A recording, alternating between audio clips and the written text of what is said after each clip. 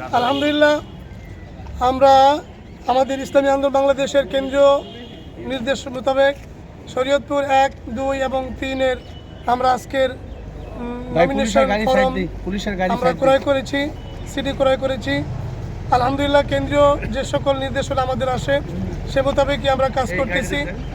আমরা ইতিমধ্যে দেখতে পেয়েছি সারা বাংলাদেশে ইসলামের একটি গণজাগরণ এসেছে।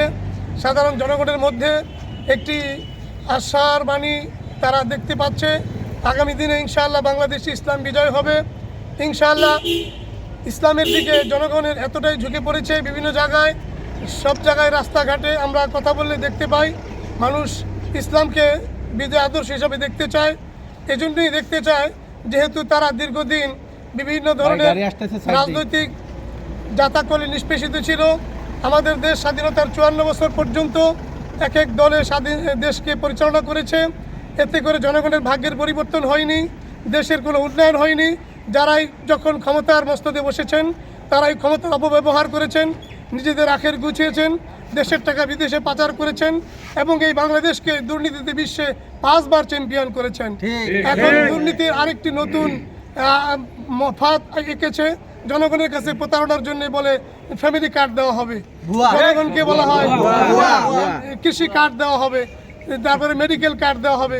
এইরকম মিথ্যা প্রতারণা দেখিয়ে ইতিপূর্বেও জনগণের ভোট হাতিয়ে নিয়েছে, সামনেও এরকম একটি ষড়যন্ত্র করে হাতিয়ে নিতে চায়। অবশ্যই সচেতন জনগণ তারা এরকম তাদের মিথ্যা আশ্বাসে কখনোই প্রলোভনে তারা পড়বে না। তারা অবশ্যই আগামী দিনে সচেতন দেশ নাগরিক এবং দেশের দেশপ্রেমিক ইসলাম প্রেমিক মানুষ ইসলামের পক্ষেই ভোট দেবে ইনশাআল্লাহ। সে লক্ষ্যে আমি আশা করি সুষ্ঠু নির্বাচন হবে ইনশাআল্লাহ। এই নির্বাচনে ইসলামপন্থীরা ইনশাআল্লাহ শতভাগ বিজয় অর্জন করবে। আমি আমার ব্যক্তিগত ব্যাপারে বলতে চাই, শরীয়তপুর 1 আসনের প্রার্থী আমি হাত পাকা মার্কার। যদি এই আসনে হাত পাকা মার্কা থাকে আমি আশা করি যে ইনশাআল্লাহ 80% ভোট বেশি পেয়ে ইনশাআল্লাহ আমি বিজয় অর্জন করব।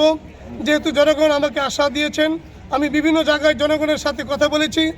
জনগণ ইসলামের পক্ষে হাত পাকাকে বিজয় আদর্শ হিসাবে দেখতে চায়, পীর সাহেব চরমনাইকে এদেশের রাষ্ট্রীয় প্রধান দেখতে চায়। আল্লাহ আমাদের সকলকে তৌফিক দান করুন। আমরা ইনশাআল্লাহ ইসলামের পক্ষে, ন্যায় নীতির পক্ষে, ইনসাফের পক্ষে অবস্থান নিব। আল্লাহ পাকের দোয়া তৌফিক কামনা করি। সকলকে ধন্যবাদ। আসসালামু আলাইকুম ওয়া রাহমাতুল্লাহি ওয়া বারাকাতুহু।